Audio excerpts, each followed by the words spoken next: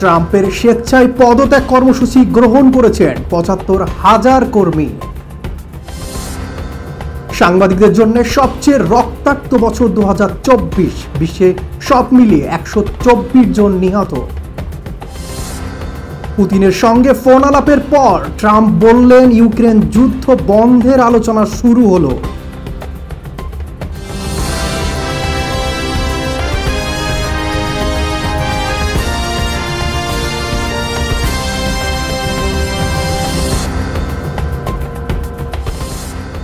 আসসালামু আলাইকুম। সার্চ টিমের এখনকার আয়োজনের সাথে আছি আমি ওয়াহিদুজ্জামান। শুনছিলেন সংবাদ শিরোনাম, এবার বিস্তারিত। যুক্তরাষ্ট্রের প্রেসিডেন্ট ডোনাল্ড ট্রাম্পের স্বেচ্ছায় পদত্যাগ কর্মসূচি গ্রহণ করেছেন দেশটির কেন্দ্রীয় সরকারের প্রায় ৭৫,০০০ কর্মী। ইউএস অফিস অব পার্সোনাল ম্যানেজমেন্টের এক মুখপাত্র গতকাল এ তথ্য নিশ্চিত করেন। কেন্দ্রীয় সরকারের আকার কমিয়ে এবং সরকারি ব্যয় হ্রাসের নানা পরিকল্পনা করেছেন ট্রাম্প। এমনকি এক পরিকল্পনায় ২৩ লক্ষ বেসরকারি কর্মী অনেকেই বাদ দিতে চান তিনি। এই লক্ষ্যে প্রণোদনা, বিনিয়োগ এবং কর্মীদের স্বেচ্ছায় পদত্যাগের এই প্রস্তাব দেন তিনি। এই বিপুল জনসংখ্যায় জনশক্তিকে তিনি অকার্যকর এবং তার বিরুদ্ধে পক্ষপাতদুষ্ট বলে অভিযোগ করেছেন। স্বেচ্ছায় পদত্যাগ কর্মসূচির বাহিরে প্রেসিডেন্ট ট্রাম্প বিভিন্ন সরকারি সংস্থাকে ব্যাপকভাবে কর্মী ছাঁটাইয়ের নির্দেশ দেন। সে অনুযায়ী চাকরির নিরাপত্তা না থাকায় এর মধ্যে কয়েকটি সংস্থা সম্প্রতি তাদের নিয়োগ দেওয়া বাতিল করে দেয়। একাধিক সূত্র বলেছেন কয়েকটি সংস্থার কর্মকর্তাদের ৭০% পর্যন্ত কর্মী ছাঁটাইয়ের প্রস্তুতি নিয়েছেন বলে জানা যায়। এদিকে নিজেদের সদস্যদের প্রতি ট্রাম্পের প্রস্তাব গ্রহণ না করার আহ্বান জানিয়েছে শ্রমিক ইউনিয়নগুলো। এদিকে সাংবাদিকদের জন্য সবচেয়ে রক্তাক্ত বছর হচ্ছে ২০২৪। বিশ্বের এ পর্যন্ত ১২৪ জন নিহত হয়েছেন। বিশ্বজুড়ে গত বছর রেকর্ড সংখ্যক সাংবাদিক নিহত হয়েছিল। এ তথ্য জানিয়েছে সংবাদ অধিকার রক্ষার কাজে নিয়োজিত আন্তর্জাতিক committee to project journalism, CPG.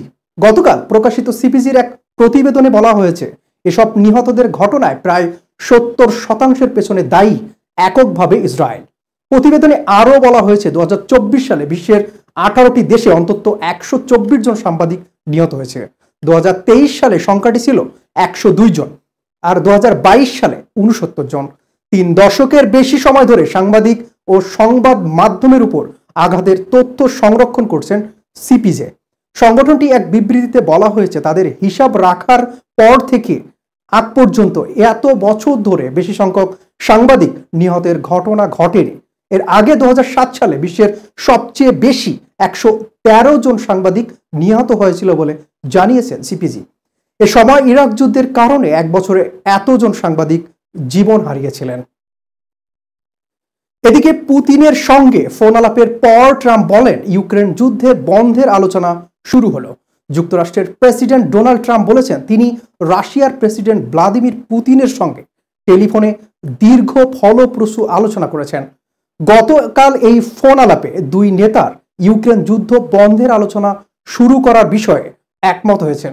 নিজের সামাজিক যোগাযোগ মাধ্যম ট্রুথ সোশ্যালে গতকাল দেওয়া এক পোস্টে ট্রাম্প এসব কথা বলেন।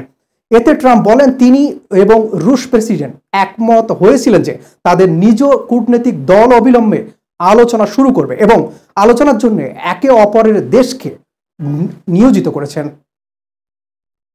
আজ এ পর্যন্ত। পরবর্তী সংবাদ দেখার আমন্ত্রণ জানিয়ে এখানে শেষ করছি। আল্লাহ হাফেজ।